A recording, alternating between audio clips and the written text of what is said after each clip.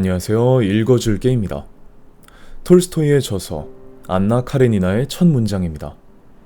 행복한 가정은 모두 비슷하고 불행한 가정은 모두 제각각으로 불행하다. 화목한 가정. 부모는 서로 사이가 좋고 자식을 사랑하며 책임을 다하고 자식은 부모에게 효를 행한다. 모두가 꿈꾸는 가정이지 않을까요? 하지만 안타깝게도 이 화목한 가정을 방해하는 요소는 정말 너무나도 많습니다. 오늘 이야기는 오래전에 의절한 치매에 걸린 아버지를 모시게 된 주인공의 이야기입니다. 지금 바로 시작하겠습니다. 여러분 주변에 치매를 앓고 계신 분이 있는가? 혹시 그분이 아무도 없는 곳을 향해 말을 거는 모습을 본 적은 없는가? 만약 그런 장면을 보게 된다면 제발 비웃지 말고 따뜻한 시선으로 지켜봐 주었으면 한다.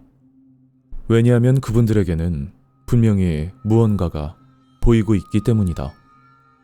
지금부터 들려줄 이야기는 말년에 알츠하이머형 치매를 앓게 된 아버지를 간병하며 함께 지냈던 내가 직접 겪은 기이한 이야기다. 나는 외아들이었고 고등학교를 졸업할 때까지 아버지 손에 자랐다. 어머니는 내가 철이 들 무렵에는 이미 집에 없었다. 아버지는 목수였다. 전형적인 장인 기질에 성격도 다혈질이었다. 평소에는 과묵하고 집에서도 조용한 사람이었으며 특별한 취미도 없었다. 하지만 사소한 일에도 갑자기 화를 터뜨리곤 했고 어머니와는 늘 요란한 부부싸움을 벌였다. 가끔은 그 분노가 어린 나에게 향하기도 했다. 그럴 때마다 어머니는 몸으로 막아서며 나를 지켜주셨다. 아버지는 술을 무척 좋아했다. 매일 밤 반주를 거르지 않았고 적당히 마셨을 때는 사람 좋은 웃음을 지으며 온화한 모습이었다. 하지만 어느 순간을 넘기면 마치 스위치가 켜진 것처럼 완전히 다른 사람으로 변했다. 미친 듯이 날뛰며 이유도 없이 어머니에게 폭력을 휘둘렀다. 그때의 아버지는 평소의 아버지가 아니었다. 마치 전혀 다른 인격이 들러붙은 것처럼 얼굴은 흉하게 일그러졌고 귀신 같은 표정을 하고 있었다. 그래도 어머니는 어떻게든 나만큼은 다치지 않게 하려고 애쓰셨던 것 같다. 한밤중 어머니의 울부짖는 소리에 잠을 이루지 못해 이불을 머리끝까지 뒤집어 쓰고 양손으로 귀를 막은 채 떨던 날도 있었다. 아침에 일어나 식탁에 앉으면 한쪽 눈이 멍들어 퉁퉁 부어있는 어머니를 보고 충격을 받은 적도 있었다. 그런 모습을 볼 때마다 어린 나는 아무것도 할 수 없는 내 자신이 너무도 원망스러웠다. 결국 어머니는 그런 미쳐버린 일상을 더는 견디지 못하고 집을 나간 것이리라. 나는 그렇게 생각하며 자랐다. 어머니가 사라진 뒤 나는 아버지 혼자 손에 자랐지만 그것도 고등학교를 졸업할 때까지였다. 고등학교를 졸업하자마자 나는 집을 나왔다. 끊임없는 주사와 가정폭력을 더 이상 견딜 수 없었기 때문이다. 학교의 소개로 오사카에 있는 한 자동차 회사에 취직했고 기숙사에 들어가 생활했다. 일을 하면서 정비사 자격증과 자동차 관련 자격증도 하나둘 취득했다. 그리고 35살이 되던 해 회사를 그만두고 고향으로 돌아왔다. 퇴직금과 모아둔 돈을 미천 삼아 작은 자동차 정비소를 열었다. 열심히 일하며 신용을 쌓자 손님도 점차 늘어났고 직원도 몇 명 두게 되었다. 그렇게 45살이 되었을 무렵 뜻밖의 인연이 찾아왔다. 어느 날 자동차 검사를 맡기러 온 손님이 있었는데 놀랍게도 그는 아버지의 남동생, 즉 내 작은아버지였다. 몇 번이고 이야기를 나누던 중 이미 목수일을 그만두고 은퇴한 아버지가 알츠하이머형 치매를 앓고 있다는 사실을 알게 되었다. 그리고 증상은 날이 갈수록 심해지고 있었으며 작은아버지도 몹시 걱정하고 있었다. 처음에는 솔직히 이렇게 생각했다. 그 인간은 그냥 외롭게 죽어도 싸다. 하지만 그래도 내게는 단 한 명뿐인 혈육이었다. 그래서 마지막만큼은 내가 곁을 지켜주기로 결심했다. 나는 독신이라 비교적 몸이 가벼웠다. 살던 아파트를 정리하고 아버지를 간병하기 위해 본가로 들어갔다. 정비소 운영은 믿을 만한 직원들에게 맡기고 중요한 일이 있을 때만 직접 나갔다. 나머지는 전화나 원격으로 처리하기로 했다. 언젠가는 요양시설에 모셔야 하겠지만 그때까지는 아버지와 단둘이 본가에서 살기로 했다. 동거를 시작한 초기에는 치매 때문에 나타나는 아버지의 이상한 행동에 매일같이 당황했다. 예를 들면 갑자기 지갑이나 손목시계를 훔쳐갔다며 화를 낸다. 집 밖을 배회한다. 방금 밥을 먹고도 밥은 아직이냐? 하고 묻는다. 젓가락으로 빵을 먹거나 손으로 밥을 집어먹는다. 아무도 없는 곳에 사람이나 동물이 있다고 우긴다. 심지어는 밤에 잠자리에 들기 전 갑자기 정자를 하고는 그럼 이만 실례하겠습니다 라며 정중하게 절을 한다. 처음에는 짜증을 내며 하나하나 틀렸다고 바로잡으려 했다. 하지만 시간이 지나며 그것이 아무 의미도 없다는 사실을 깨달았다. 사실을 이해시키는 것보다 그 사람의 자존심과 감정을 달래주는 편이 훨씬 중요하다는 것을 뒤늦게 알게 된 것이다. 그리고 그 일이 일어난 것은 본가에서 함께 살기 시작한 지 석 달쯤 지났던 어느 저녁 식사 시간이었다. 어이, 류지! 등 뒤 거실 쪽에서 아버지의 목소리가 들려왔다.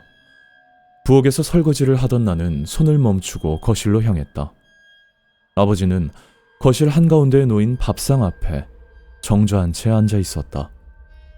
불과 30분 전까지만 해도 그 자리에서 함께 저녁을 먹었고 조금 전 옆 불당방에 깔아둔 이불에 누웠던 사람이었다. 소금과 후추가 섞인 듯한 짧은 스포츠 머리, 부릿빛 얼굴, 위아래 모두 검은색 트레이닝복. 평소와 다를 것 없는 모습의 아버지는 험악한 표정으로 내 얼굴을 올려다봤다. 왜 그래? 내가 묻자 아버지는 진지한 얼굴로 말했다. 한가한 소리 하고 있네. 저기 사츠코가 와서 앉아있잖아. 어서 술 내오고 저녁상 차려. 그러며 정면에 아무도 없는 공간을 손가락으로 가리켰다. 순간 나는 심장이 철렁 내려앉았다. 사치코는 집을 떠난 어머니의 이름이었다. 아버지의 입에서 어머니의 이름이 나온 것은 정말 오랜만이었다. 나는 하고 싶은 말을 억누르며 말했다. 알겠어. 근데 미리 들은 게 아니라서 조금 시간이 걸릴지도 몰라. 그러자 아버지는 고개를 끄덕였다. 그래, 그렇지. 그래도 이 사람도 먼 길 오느라 피곤했을 테니까 최대한 빨리 준비해줘. 그렇지, 사치코? 아버지는 아무도 없는 정면을 바라보며 무척 행복한 미소를 지었다. 그날 이후부터 아버지의 행동이 달라졌다. 전에는 하루 종일 집 안에서 멍하니 뒹굴기만 했는데 이제는 집안 여기저기 아무도 없는 공간을 향해 계속 말을 걸기 시작했다. 무슨 이야기를 하는지 슬쩍 들어보니 상대는 아무래도 어머니인 듯했다. 그때는 정말 미안했다. 이제는 더 이상 당신 고생 안 시킬게. 아버지는 진지한 표정으로 그렇게 말을 건넸다. 저녁을 먹을 때도 마치 자기 맞은편에 어머니가 실제로 앉아있는 것처럼 다정하게 이야기를 나누었다. 밤에 잠잘 때도 마찬가지였다. 자기 이불 옆에 이불을 하나 더 깔아놓고 잠들기 시작했다. 그런 기이한 행동은 한동안 계속되었다. 하지만 약 석 달이 흐른 8월 오복 무렵이 되자 거짓말처럼 딱 멈춰버렸다. 그토록 매일같이 어머니를 극진히 모시던 사람이 예전처럼 무기력하고 생기 없는 생활로 되돌아간 것이다. 아니, 오히려 전보다 더 어둡고 침울해졌다. 불당방 안쪽 텐마루에 앉아 하루 종일 정원만 멍하니 바라보고 있었다. 어느 날 해질 무렵 나는 축 처진 어깨로 텐마루에 앉아있는 아버지 옆에 나란히 앉아 조심스럽게 어머니 이야기를 꺼냈다. 그러자 아버지는 먼 곳을 바라보는 눈으로 정원을 응시한 채 말했다. 모르겠다. 어느새 돌아가 버렸어. 돌아갔다니? 어디로? 내가 묻자 아버지는 아무 말 없이 고개를 숙인 채 슬픈 표정을 지었다. 며칠 뒤 아침 식사 시간이었다. 나는 아버지를 보고 이상한 점을 발견했다. 늘 입고 다니던 검은 트레이닝복이 흑투성이었다. 밖에 나갈 일도 없는데 말이다. 나는 곧바로 갈아입을 옷을 가져와 입혀드렸다. 그런데 다음날 아침도 마찬가지였다. 옷은 또다시 흑투성이. 자세히 보니 손과 발, 손톱 사이사이까지 새까만 흙이 잔뜩 끼어 있었다.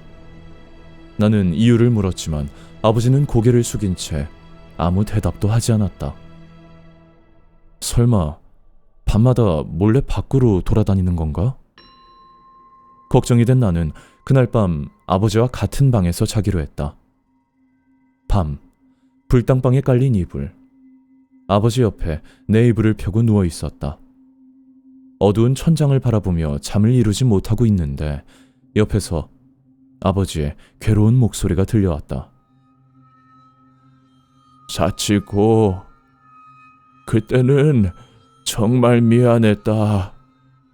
내가 잘못했어. 사치고, 그러니까 이제 용서해줘. 아버지는 한동안 같은 말을 괴롭게 반복하더니 갑자기 벌떡 상체를 일으켰다. 그리고 어둠 속을 네 발로 기어 불당방 안쪽으로 향했다. 천천히 미닫이 문을 열고 다시 유리문을 열더니 텐마루를 내려와 마당으로 걸어나갔다. 나는 아버지에게 들키지 않도록 조심스럽게 창가로 다가가 밖을 내다봤다. 달빛 아래 맨발인 채 비틀거리며 마당을 걷는 아버지의 모습이 보였다. 가만히 지켜보고 있으니 아버지는 마당 서쪽 구석에 있는 커다란 감나무 아래까지 걸어가더니 천천히 무릎을 꿇었다. 그리고는 개나 고양이처럼 두 손으로 흙을 파헤치기 시작했다. 이게 무슨... 나도 모르게 중얼거리며 멍하니 바라보고 있자 잠시 후 아버지는 손을 멈췄다. 한동안 고개를 푹 숙인 채 그대로 있더니 다시 천천히 일어나 텐마루 쪽으로 걸어왔다. 나는 황급히 이불 속으로 돌아가 누웠다. 잠시 뒤 아버지는 아무 일도 없었다는 듯 내 옆 이불에 와서 그대로 몸을 눕혔다. 머리맡에 둔 휴대폰을 확인하니 새벽 2시가 조금 넘은 시각이었다. 아버지의 고른 숨소리를 확인한 나는 결심을 굳혔다. 조용히 몸을 일으켜 텐마루로 나간 뒤 마당으로 내려섰다. 그리고 마당 동쪽 구석의 창고로 가서 삽 하나를 꺼내 들었다. 이윽고 조금 전 아버지가 흙을 파던 감나무 아래로 가 휴대폰 손전등에 의지한 채 삽으로 흙을 파기 시작했다. 푹, 푹. 이마에 맺힌 땀을 닦으며 약 50cm 정도 파내려 갔을 때 삽 끝이 단단한 무언가에 부딪혔다. 나는 삽을 내려놓고 두 손으로 조심스럽게 주변 흙을 걷어냈다. 드러난 것은 제법 커다란 대나무로 엮은 상자였다. 양옆을 단단히 붙잡고 온 힘을 다해 들어올리자 무척 무거웠지만 가까스로 지면 위에 올려놓을 수 있었다. 길이는 약 1m, 폭 30cm, 높이 30cm 정도 되는 긴 공구 상자처럼 생긴 물건이었다. 예전에 아버지가 목수일을 할 때 쓰던 공구 상자와 아주 닮아 있었다. 나는 상자 겉면에 묻은 흙을 털어낸 뒤 긴장된 표정으로 천천히 뚜껑을 들어 올렸다. 순간 퀴퀴한 곰팡이 냄새가 확 풍겨왔다. 도대체 뭐가 들어있는 거지? 뚜껑을 옆에 내려놓고 휴대폰 손전등으로 안을 비춰보았다. 그리고 안을 들여다본 순간 나는 작은 비명을 지르며 뒤로 주저앉고 말았다. 심장이 미친 듯이 뛰기 시작했다. 한참 뒤 겨우 정신을 가다듬고 다시 용기를 내 상자 안을 바라보았다. 그 안에는 마치 관 속에 누운 이집트 미라처럼 썩어버린 사람의 시신이 가지런히 들어있었다. 절반 이상 빠져버린 머리카락, 해골처럼 바싹 마른 얼굴, 보랏빛으로 변해 딱딱하게 굳은 팔과 다리. 하지만 무엇보다도 나를 충격에 빠뜨린 것은 그 시신이 입고 있던 옷이었다. 흑투성이가 되어 있었지만 연노란 바탕에 작은 꽃무늬가 빼곡히 박힌 원피스. 그 옷은 분명 기억하고 있었다. 예전 어머니가 평소 집에서 즐겨 입던 옷이었다. 나는 그 자리에 털썩 무릎을 꿇었다. 그리고 마른 나무가지처럼 앙상한 그 손을 조심스레 잡았다. 어느새 뜨거운 눈물이 뺨을 타고 흘러 턱 끝에서 툭 하고 떨어졌다. 마지막으로 한 번 더 완전히 변해버린 어머니의 모습을 바라보던 그때였다. 어깨 근처에 이상한 물건 하나가 놓여있는 것이 눈에 들어왔다. 길이 약 20cm 정도 되는 나무 몽둥이처럼 생긴 손잡이 끝에 검은 금속이 달린 물건. 나는 그것을 집어들고 눈앞으로 가져왔다. 휴대폰 불빛으로 비춰보니 그것은 망치였다. 게다가 손잡이에는 제작자의 이름이 새겨진 전문 목수가 사용하는 고급 망치였다. 이 망치 역시 기억에 있었다. 어렸을 적 장난감처럼 휘두르며 놀다가 그건 장난감이 아니라며 아버지에게 크게 혼난 적이 있었기 때문이다. 망치를 이리저리 살펴보던 나는 망치머리 끝부분에 무언가 붙어있는 것을 발견했다. 이게 뭐지? 손가락으로 집어 눈앞에 가져오는 순간 온몸에 소름이 돋았다. 그것은 기다란 검은 머리카락 몇 가닥이었다. 불길한 예감이 가슴을 스쳤지만 나는 떨리는 손으로 어머니의 머리 부분을 손전등으로 비춰봤다. 그리고 그 순간 등골이 얼어붙었다. 이마가 깊게 함몰되어 있었다. 오른손에 쥔 망치가 멈출 수 없이 떨렸다. 나는 비틀거리며 겨우 일어나 상자의 뚜껑을 다시 덮었다. 그리고 상자를 안아들고 다시 구덩이 속에 넣은 뒤 삽으로 흙을 덮어 원래대로 묻었다. 마침내 한숨을 내쉬며 그 자리에 멍하니 서 있었다. 묻은 자리를 한참 바라보고 있는데 이상하게도 가슴 깊은 곳에서 끓어오르는 듯한 뜨거운 감정이 점점 솟아올랐다. 그 감정은 멈출 줄을 몰랐다. 심장이 격렬하게 뛰기 시작했고 얼굴이 뜨겁게 달아올랐다. 그때였다. 툭. 목덜미에 차가운 물방울 하나가 떨어졌다. 나는 황급히 밤하늘을 올려다봤다. 어느새 별은 하나도 보이지 않았다. 비가 오려나? 그렇게 생각한 나는 급히 툇마루로 뛰어가 방 안으로 들어왔다. 동시에 마치 양동이를 뒤집어 엎은 듯 굵은 빗방울이 쏟아지기 시작했다. 나는 어둠 속에서 잠든 아버지의 머리맡까지 천천히 걸어갔다. 아무것도 모른 채 태평하게 잠들어 있는 아버지의 얼굴을 내려다보는 순간 아까 전부터 끓어오르던 그 뜨거운 감정이 다시 한번 가슴속을 휘감았다. 심장의 고동이 목까지 울려 퍼질 정도로 거세졌고 머릿속은 점점 새하얗게 변해갔다. 나는 주머니에 넣어두었던 그 망치를 오른손으로 힘껏 움켜쥐었다. 그리고 천천히 머리 위로 들어올려 아버지의 이마를 겨누었다. 그대로 단숨에 내려치려던 바로 그 순간 류지. 등 뒤에서 너무도 익숙하고 그리운 여자의 목소리가 들려왔다. 놀란 나는 황급히 어깨 너머를 돌아봤다. 하지만 보이는 것은 어둠에 잠긴 다다미 방뿐이었다. 여전히 귓가에는 빗소리만 단조롭게 들려오고 있었다. 그리고 다음 순간 번쩍 방 안이 한순간 대낮처럼 환해지더니 엄청난 낙뢰 소리가 집을 뒤흔들었다. 쾅! 깜짝 놀란 나는 손에 들고 있던 망치를 떨어뜨렸다. 황급히 주우려 몸을 숙인 그 순간 시야에 들어온 아버지의 얼굴은 두 눈을 한껏 치켜든 채 입을 멍하니 벌리고 굳어 있었다. 마치 세상에서 가장 무서운 무언가를 본 사람처럼. 순간 설명할 수 없는 불안감이 가슴을 스쳐 지나갔다. 아버지?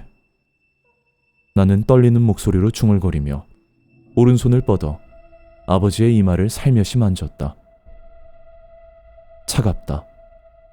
도자기처럼 너무나 차갑게 식어 있었다. 네, 여기까지입니다. 괴담이지만 묘하게 현실에 정말로 있을 것만 같은 이 표현력 때문에 개인적으로 최근 읽은 괴담 중에 가장 찝찝한 느낌이 드는 괴담이었습니다. 그런데 또 반면에 주인공이 부모를 죽이는 끔찍한 죄를 짓기 전에 어머니가 아들을 보호했다고 생각하면 한편으로는 애틋한 감정이 들기도 하고요. 여러모로 참 잘 쓰인 괴담이라는 생각이 듭니다. 그리고 부디 이 괴담의 아버지는 괴롭게 갔기를, 어머니와 다른 곳으로 갔기를 진심으로 바라게 됩니다. 여기까지입니다. 오늘도 긴 이야기 들어주셔서 감사하고요.